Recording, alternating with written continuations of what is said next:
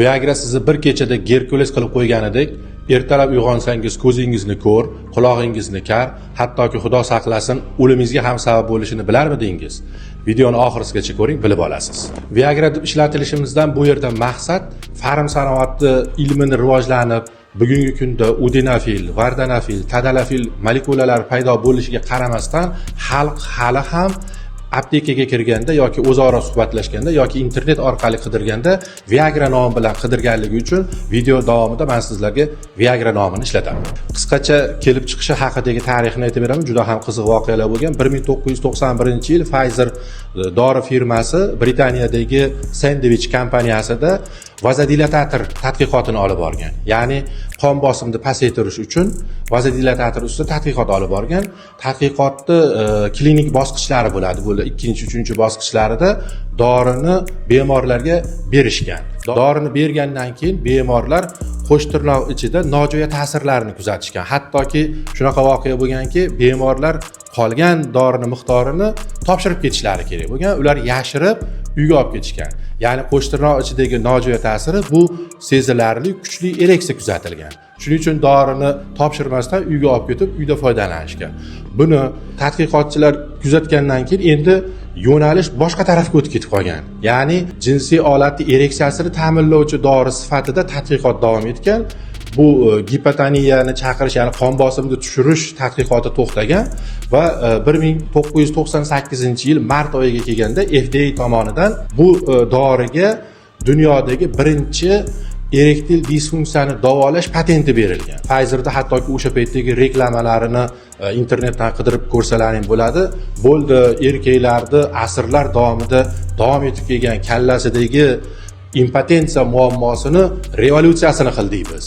Bundan keyin erkaklar bu darddan og'rimaydi dedi. Sababi bu sildenafil Viagra jinsiy olatni to'qimasida ereksiyaga sabab bo'ladigan azot oksidni ishlab chiqarilishini ko'payishiga sabab bo'lib, ereksiyani ta'minlar edi. Lekin Viagra ishlab chiqarilgandan keyin butun dunyoda minglab, millionlab erkaklar bu dorini iste'mol qilishni boshlagandan keyin o'ziga yarasha nojo'ya ta'sirlari paydo bo'ldi. Aslida farm sanoat bundan keyin yana boshqa muammolar bilan shug'ullandi. Bu degani nojo'ya ta'sirlarni sal turib aytaman, lekin hozir sildenafilni o'zini ishlatish va ta'sirida bir dunyo kamchiliklari bor. Shularni sanab o'taman, keyin sizlar bilan zararlari haqida to'xtalib o'tamiz. Tabletlarni qo'llanishidagi noqulayliklardan birinchisi bu ta'sir mexanizmi deyiladi. Viagrani ta'sir mexanizmi 6 nari borsa 8 soat davom etadi. Lekin keyin ishlab chiqarilgan tadalafilni ta'siri esa 36 soatgacha davom etadi. Ikkinchi mexanizm bo'lsa, bu dorini organizmga ta'sir qilishi, ya'ni so'rilish muddati. Viagra yeydigan ovqatingizga bog'liq ravishda agar kuchli yog'li ovqat yesangiz, hattoki 90 minutgacha so'rilmasdan ta'sirini boshlamaydi. Lekin keyin ishlab chiqarilgan tadalafil esa ovqatga bog'liq bo'lmagan holda 15 minut, 30 minutda so'rilib ta'sirini ko'rsata boshlaydi. Keyingi ta'sir mexanizmi bo'lsa bu ereksiyani chaqirish uchun kerak bo'lsa 60 minut vaqt, ba'zan 1,5 soatgacha vaqt kerak bo'ladi. Bu siz jinsiy aloqani rejalashtirishingiz kerak bo'ladi. Undan keyingi ishlab chiqarilgan avanafil esa 15 minutda sizda ereksiyani chaqira boshlaydi. Endi zararlariga keldik. Zararlarining hammasi bu to'qima emas, ilmiy asoslar bor. Xuddi aytgan ma'lumotlarimni internetdan qidirishlaring mumkin. Birinchi zarari bu ko'zni ko'r qilishi. Ko'zni ko'r qilish voqeasini shunaqa arterial sababsiz, ya'ni arteriya sababi bo'lmagan holatda ko'zda ko'rlikni kelib chiqishi Angliyada bo'lgan voqea maqola sifatida birinchi bo'lib ommaga tarqagan, lekin internetda bu haqda maqolalar juda ham ko'p.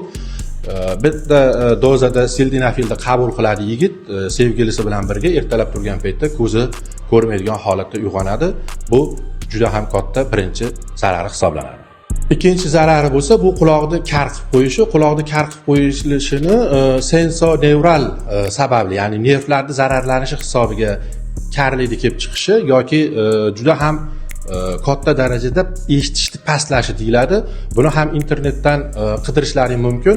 Buni ham hayotiy tajribamizda bo'lgan voqealardan lor shifokor oshnamiz bor edi. Bir kun suhbatda shunaqa dedi: "Zarif aka, Viagra ichgandan keyin ham eshitmaydigan bo'lib qoladimi?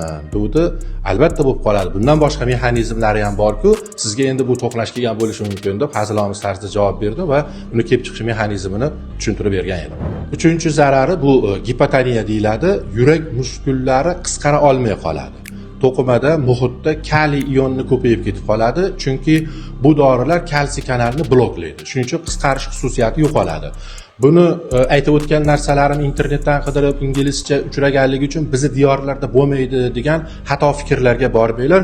Shu aytadigan voqeamiz aynan Qo'qon shahrida ro'y bergan.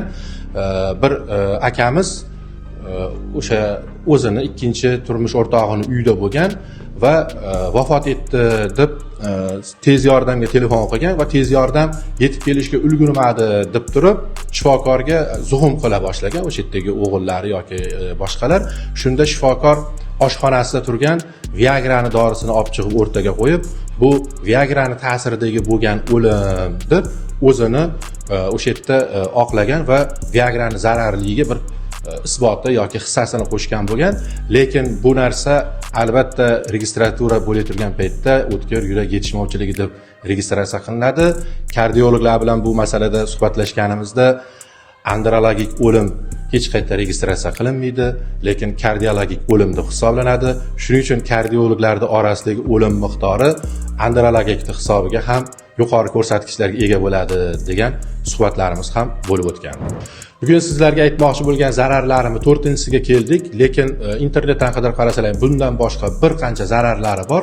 Ularni bu joyda to'xtalib o'tmaymiz. 4-zarari bu priapizm deyiladi. Priapizm degani jinsiy aloqa tugagandan keyin jinsiy olatni 4 soatdan oshiq muddat davomida ereksiya holatida qolishligiga aytiladi. Bu shunaqangi og'ir holat hisoblanadi. Vaqt o'tgan sari uni sovuq suv ursangiz ham, qo'lingiz bilan kuch bilan bukishga harakat qilsangiz ham yotmaydi, yumshamaydi. Shuning uchun bunda qilinadigan ish zudlik bilan shifokorga kelish kerak. Sababi agar bu 4 soatdan o'tgandan keyin jinsiy olatda og'riq boshlanadi. Jinsiy olat qorayishni boshlaydi. Adabiyotlarda 48 soat deydi. Ba'zi adabiyotlar oxirgisida Tom Lew'ni chiqargan qarorida 72 soat deydi. Agarda bu priapizmni oldini olinmasa, jinsiy olat tabiiy ravishda qayta turmaydi. Buni faqatgina protezlash kerak bo'ladi va priapizmdan keyingi protezni qilish uchun ham yetarli malakaga ega bo'lgan androloglarni topishlaring ancha qiyin bo'ladi. Menimcha shu zararlarni o'zi yetadi deb o'ylayman. Bundan boshqa zararlari haqiga to'xtalmaymiz. Meni bu yerda sizlarni qo'rqitish maqsadim yo'q. Bizni shifokorlarning vazifasi ilm bilan sizlarni oydinlatish. Ya'ni shu aytib o'tgan 4tagina zararim o'zi sizni bir kecha Gerkules bo'lishingizni menimcha bu riskni ostiga kirishga yetmaydi. Biz sizlarni vazifamizni bajaryapmiz. Hayot o'zlaringniki, qaror o'zlaringniki. Sizlar bilan urolog, androlog Zarifjon Murodov edi.